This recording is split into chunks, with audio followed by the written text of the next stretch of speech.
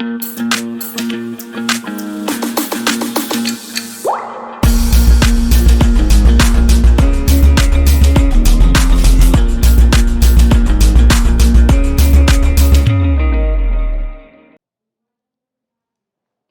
everybody, a very good afternoon to all of you and welcome back to the Layman Way, जहाँ पे हम daily MCQs discuss करते हैं based on current affairs and one static topic. तो आज का static topic है ancient history, है ना। तो आज हम करंट अफेयर्स और एंशंट हिस्ट्री को स्टार्ट करेंगे। And if you are new to the channel, do not forget to like, share, subscribe and also recommend the video to your friends. तो चलिए आगे स्टार्ट करते हैं। This is lecture 10 and let's see what our first question is. तो पहला question है ENSO के बारे में, एल नीनो सदर्न ऑसिलेशंस के बारे में। Consider the following statements regarding ENSO El Nino southern oscillations. तो पहला क्या बोल रहा है, in El Nino results in हटा दो, ये गलती से लिख गया होगा। El Nino results in high temperatures in the Indian Ocean and western Pacific. अच्छा, दूसरा क्या बोल रहा है, El Nino may result in the drought like conditions over the Indian subcontinent due to less then average rainfall.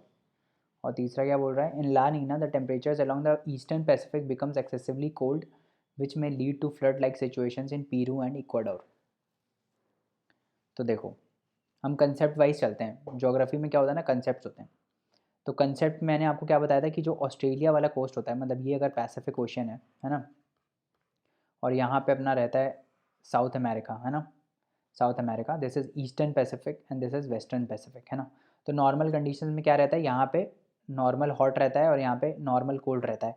L Nino में ये reverse हो जाता है, यहाँ पे टेम्परेचर इंक्रीज़ हो जाता है, कहाँ पे, ईस्टर्न पैसिफिक में, है ना। ईस्टर्न पैसिफिक में इंक्रीज़ हो जाता है, जिस वजह से यहाँ पे बारिश पड़ने ज़्यादा पड़ने लगती है। यहाँ पे कोल्ड विंटर्स होती हैं ज़्यादा, और यहाँ पे क्या, बारिश नहीं होती है, यहाँ पे बारिश बहुत कम होती है, जिसकी वजह से यहाँ पे ड्रॉट लाइक कंडीशंस आ सकती हैं, है ना।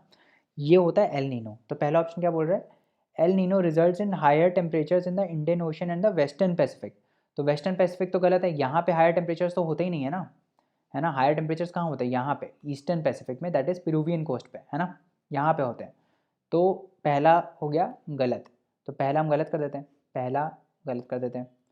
तो दूसरा, बाकी तो ऑप्शन में क्या बचा, 2 तो सही है ही, इसका मतलब बचा 3। तो 3 देख लेते हैं, 3 क्या है, in La Nina the temperatures along the eastern Pacific becomes excessively cold which में lead to flood like situations in Peru and Ecuador. अब मैंने आपको क्या बताया था, ला नीना में क्या होता है, ला नीना में जस्ट इसका उल्टा होता है। ला नीना में क्या होता है, देखो ये, और ये अगर ऑस्ट्रेलियन कॉन्टिनेंट है, इधर इधर अगर ऑस्ट्रेलियन कॉन्टिनेंट है और यहाँ पे पीरूवियन कॉन्टिनेंट है, तो नॉर्मल कंडीशन में क्या होता है, यहाँ थोड़ा हॉट रहता है तो यहाँ बारिश नॉर्मल रहती है, यहाँ कोल्ड करंट जाता है, पीरूवियन करंट जिसको बोलते हैं। बट ला नीना में क्या होता है, यहाँ पे एक्सेसिव कोल्ड हो जाता है, मतलब जो ईस्टर्न पैसिफिक है वो बहुत ही ज़्यादा कोल्ड हो जाता है, यहाँ पे टेम्परेचर बहुत ज़्यादा ड्रॉप हो जाता है, और ये जो वेस्टर्न पैसिफिक है यहाँ पे टेम्परेचर बहुत बढ़ जाता है, जिस वजह से यहाँ पे प्रेसिपिटेशन बहुत ज़्यादा बढ़ जाता है, कहाँ पे, वेस्टर्न पैसिफिक में। तो वेस्टर्न पैसिफिक में जब प्रेसिपिटेशन बहुत ज़्यादा बढ़ जाता है तो फ्लड्स कहाँ पे आएंगे, वेस्टर्न पैसिफिक वाले रीजन में आएंगे, मतलब इंडियन सब कॉन्टिनेंट, चाइना, इस साइड फ्लड्स आएंगे ना। पीरू पीरू वाली कोस्ट पे तो कोल्ड टेम्परेचर है, वहाँ यहाँ पे तो ड्रॉट्स लाइक कंडीशंस होनी चाहिए, है ना, क्योंकि कोल्ड टेम्परेचर है, यहाँ प्रेसिपिटेशन होगा ही नहीं, है ना। तो देखो, पहला पहला सेंटेंस तो सही है कि ईस्टर्न पैसिफिक में एक्सेसिवली कोल्ड हो जाता है, दिस इज़ करेक्ट। बट दूसरा कि विच में lead to flood like situations in Peru and Ecuador, this is wrong. क्यों, क्योंकि फ्लड लाइक सिचुएशंस नहीं आएंगी, ड्रॉट लाइक सिचुएशंस आएंगी, है ना। तो third is also wrong and first is also wrong. तो ऑप्शन क्या हो जाएगा, 2 ओनली। तो आंसर क्या हो जाएगा, 2 ओनली। ठीक है, कंसेप्चुअल क्वेश्चन है, ऐसे ही क्वेश्चन पूछता है यूपीएससी, ठीक है, तो उसको ध्यान से करना है ऐसे क्वेश्चन। आगे बढ़ते हैं। Pragati platform launched by the government aims at. तो प्रगति प्लेटफॉर्म जो है वो किससे डील करता है। तो पहला ऑप्शन क्या है, uplifting women and empowering them to be leaders. दूसरा क्या बोल रहा है, skilling backward classes and increasing their employability. तीसरा क्या बोल रहा है, सॉरी दूसरा ये, तीसरा क्या है, digitally training minorities to empower them to get jobs. और चौथा क्या है, addressing the grievances of common man and monitoring implementation of various schemes. तो देखो, अगर आपने बिल्कुल भी नहीं पढ़ा है ये, तो आप गैस करने की कोशिश करोगे, प्रगति प्रगति मतलब यार किसी की प्रगति करानी है, किसी का अपलिफ्टमेंट कराना है, तो आप हो सकता है पहले 3 में से मार्क कर दो, है ना। बट इनमें से कोई ऑप्शन नहीं है, क्योंकि प्रगति इज़ प्रोएक्टिव गवर्नेंस, है ना। प्रोएक्टिव हमने देखा था ना, प्रगति का फुल फॉर्म ही यही है, प्रोएक्टिव गवर्नेंस एंड इम्प्लीमेंटेशन, है ना। तो ये बेसिकली क्या करता है, कॉमन मैन के जो दिक्कतें हैं उनको एड्रेस करता है, और ये देखता है कि जो एक्चुअली में स्कीम्स हैं वो अच्छे से इम्प्लीमेंट हो रही हैं कि नहीं हो रही है ना, गवर्नेंस अच्छी हो रही है कि नहीं हो रही है, इसको एड्रेस करता है। तो ऑप्शन क्या है, 4 ओनली, है ना, ऑप्शन क्या हो जाएगा, 4 ओनली। आगे बढ़ते हैं, अगला क्वेश्चन देखते हैं। Consider the following statements regarding Indian citizenship. तो पहला क्या बोल रहा है, citizens can be deprived of citizenship if they have been residing out of India for 7 years और मोर कंटिन्यूसली। तो दिस इज राइट, ये कंडीशन होती है डिप्रीवेशन की, है ना। दूसरा क्या बोल रहा है, citizens can be deprived if within 5 years after registration और naturalisation they have been imprisoned in any country for 2 years। तो 2 साल के लिए कहीं आपको इम्प्रिजनमेंट हुआ हो, है ना, with in 5 years of getting the registration, तो ये भी सही है, this is also correct. Third क्या बोल रहा है, citizens can be deprived of citizenship if they have obtained citizenship by fraud. तो ये भी सही है, फ्रॉड से अगर आपने सिटीजनशिप ली है तो भी आपका सिटीजनशिप आपका कैंसिल हो सकता है। चौथा क्या है, citizens can be deprived of citizenship if they have violated any fundamental right of other person. तो ऐसा कोई कंडीशन नहीं है, this is wrong, fourth is wrong, fourth को हम काट देते हैं। क्या बचा ऑप्शन में, 1, तो आंसर क्या हो जाएगा, ए, है ना। आगे बढ़ते हैं, Lodha committee often mentioned in news is related to. पहला क्या है, legalising marijuana in India, legalising betting in India, legalising fixing in India, legalising prostitution in India. तो कौन इसमें से, मैंने आपको बताया था कि लोधा कमेटी किससे रिलेटेड थी, रिफॉर्म्स इन बीसीसीआई से रिलेटेड, जिसने ये बोला था कि आप बैटिंग को लीगलाइज कर दो बट जो स्पॉट फिक्सिंग है उसको क्रिमिनलाइज करो, है ना, उसको लीगलाइज करने की बात नहीं हुई थी। तो ये भी गलत है, ये भी गलत है, ये भी गलत है, आंसर क्या हो जाएगा, लीगलाइजिंग बेटिंग इन इंडिया। तो आंसर क्या हो जाएगा, 2 ओनली, है ना। आगे बढ़ते हैं, energy transition index is released by.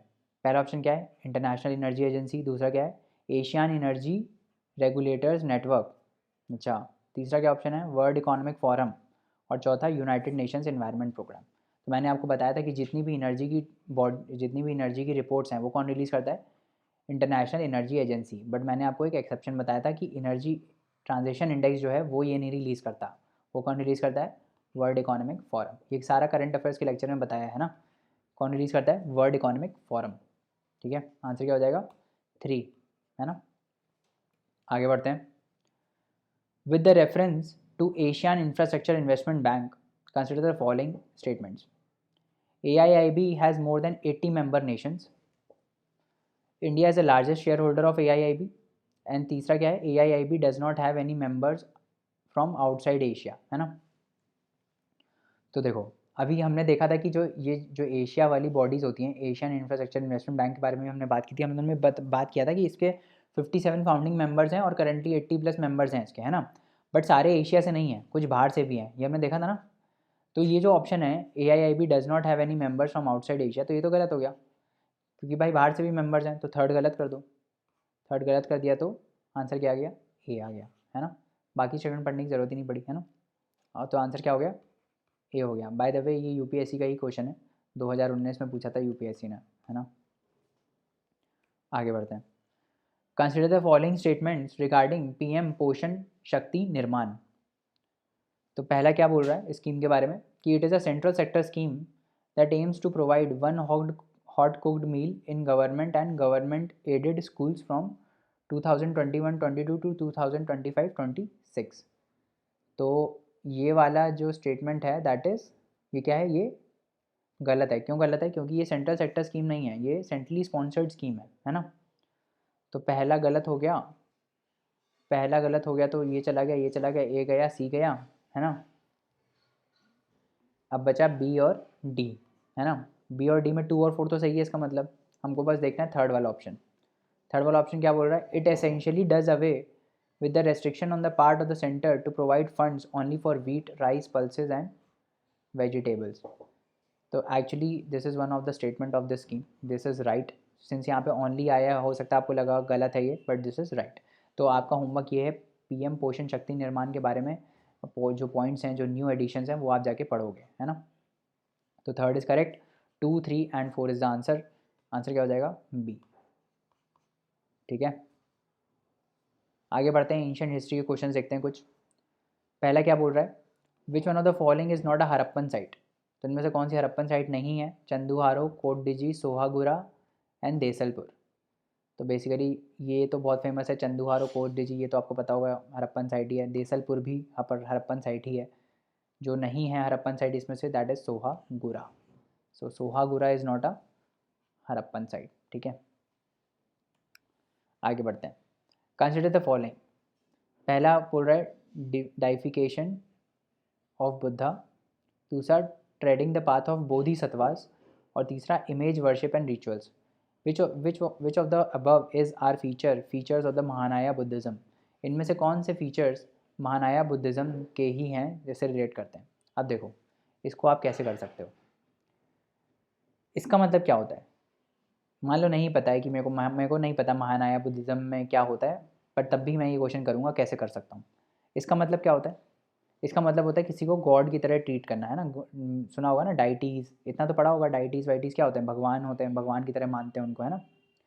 तो मतलब बुद्धा को भगवान की तरह वर्शिप करना का मतलब है ये डाइफिकेशन. मतलब कि बुद्धा को भगवान की तरह वर्शिप कर रहे हैं, है ना.